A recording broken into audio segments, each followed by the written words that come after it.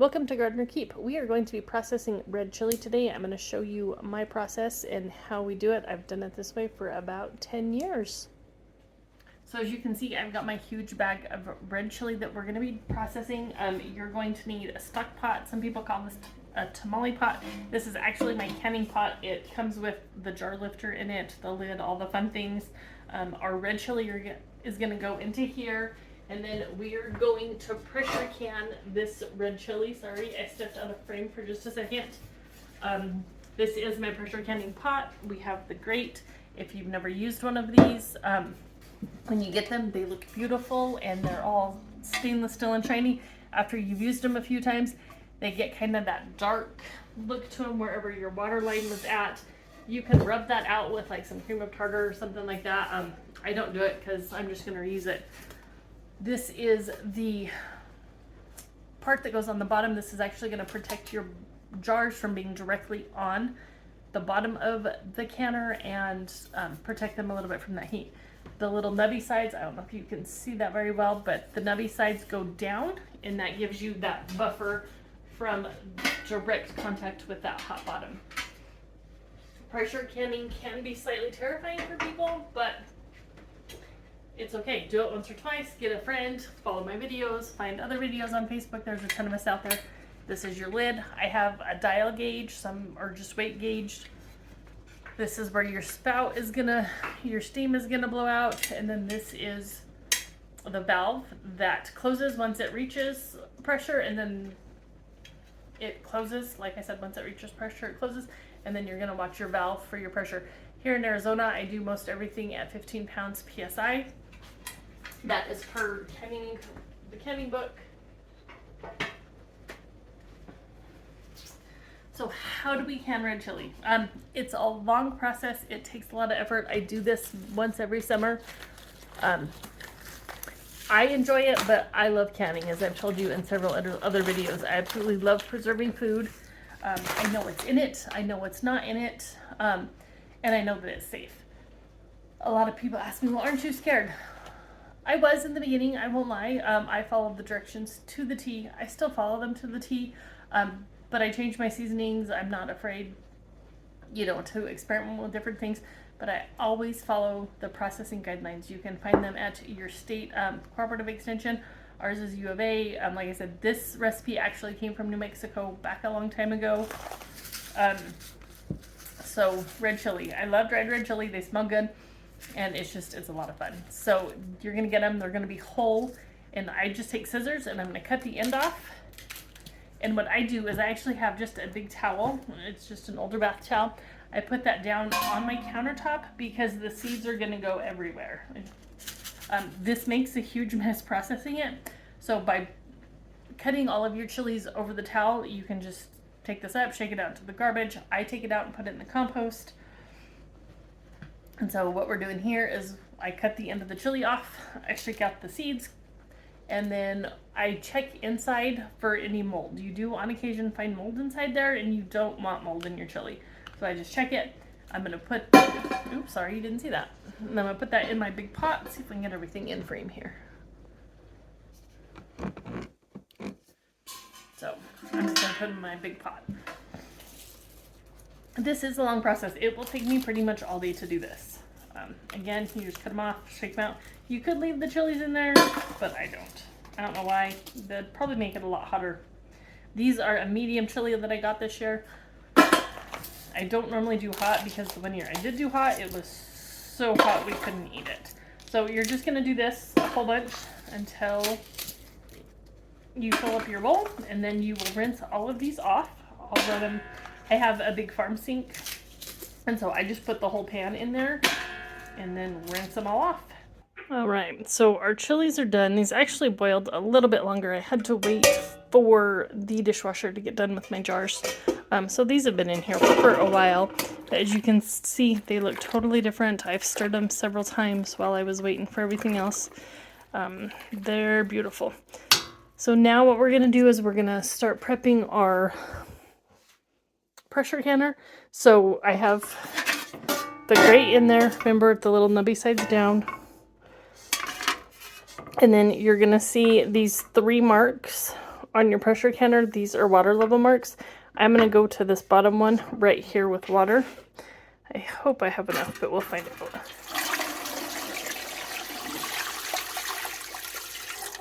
Nope, I need about twice that. So I'm going to go ahead and fill up that pot, but like I said, you can see my mark right there. I'm going to turn that on, and then we're going to start processing chilies. All right, so the one thing, these are going to be my canning lids. These are my jars. I just pulled them out of the dishwasher. They are warm and ready. So my lids are going to go over here in my water. I don't want this water boiling. You just want it to be warm so it heats that sill right there. And I'm going to put all those on there. I know there's a lot of controversy right now over whether or not you should heat your lids. I learned how to can like 15 years ago, so I still heat my lids and my rings, or the lids, not the rings. These are your canning rings. This is what's going to go on after you've canned everything. And then I'm going to drop that. So that's what holds your lids on and creates that seal. Here's your funnel. It just fits right there on your jar, and then you can pour everything in it. I forgot to grab my ladle.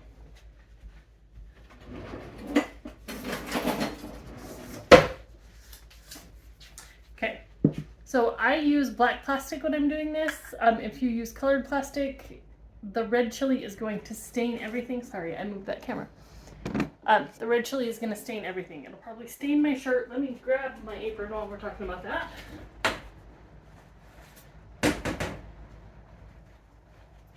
So this apron says Pampered Chef. I was a Pampered Chef consultant, I don't know, a couple years ago, but I am not anymore. But they send you this wonderful apron. I have another one, but this is the one that's in the cupboard. This is just going to protect my shirt from the red chili. This is an old towel, so I don't care if it gets stained. So the next step in this, we've got everything ready. Our jars are hot, our lids are going. I use a Ninja blender. I'm not affiliated with any of these companies. They're just products I like. Let's see if we can adjust that one more time. Doing this by myself is a little complicated. So here we go. Oops. One more thing is my tongs, because these are hot. So I'm just going to take my red chili. Let's see if we can see this. Take my red chili, and you're going to put it into the blender. Move this closer. And I'm going to fill this up. And I put water in there. I don't drain these out very much. And then we're going to add more water to it as well. You can add seasoning if you want to at this time. Garlic, salt, cumin, pepper, onion. Some people put a little bit of oil in there. I don't put oil in there. So I filled that up. We're just going to keep filling it up here. And then I'm going to ladle out some water because this is going to get pretty thick.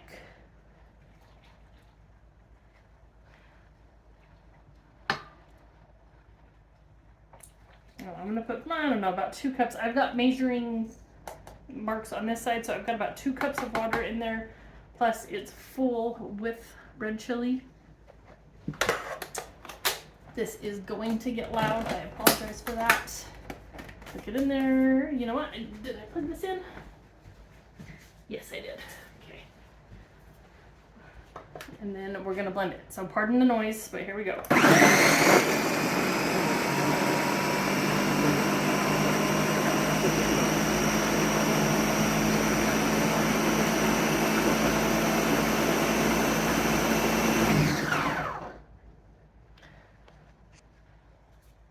Alright, so we've got it all blended, and now here comes the tedious, horrible part of this whole process, and that is straining it, because with leaving the skins on there, you're going to get a lot of the thick skin. The seeds may still be in there. Be careful, this is going to be smoking hot.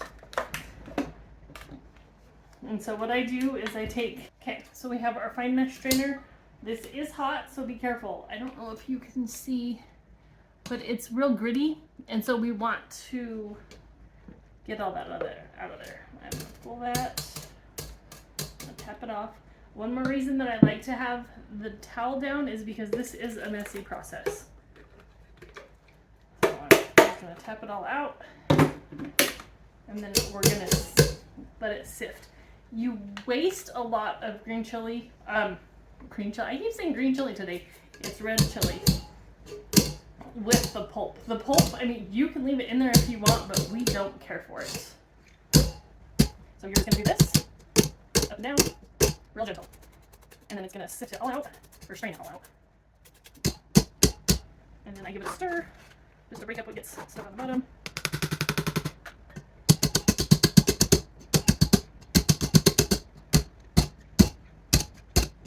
And I make it like this is a mess. So you just keep tapping until you get the actual sauce out of there, and then all you're left with is your pulp. This isn't done, but I'm going to pause there and I'm going to get this done because this gets super loud. So we'll be back in just a few minutes. All right, we've made a sufficient mess. As you can see, I've got my red chili here. I rinsed off my spoon so I didn't get any of that gritty stuff on there.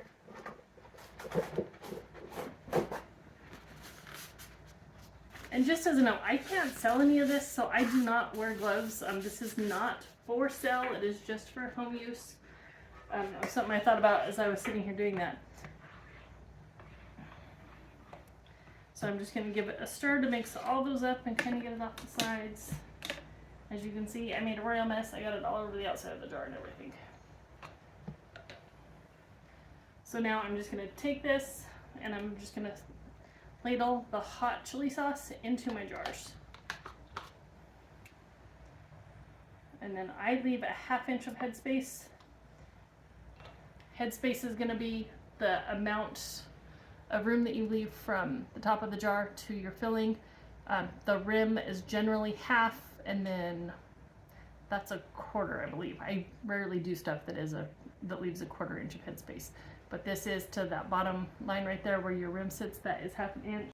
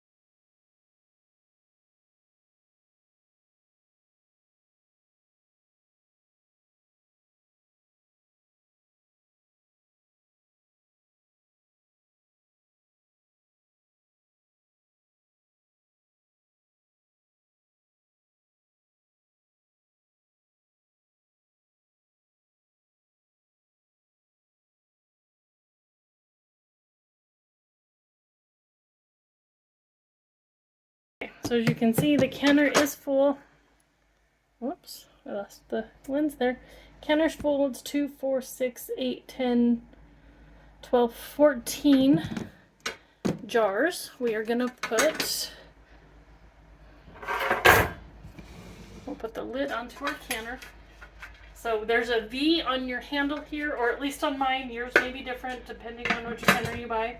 You're just gonna line up your V and your V. You are gonna slide it closed, and then I pick it up and I rotate it so I can see the numbers on my dial.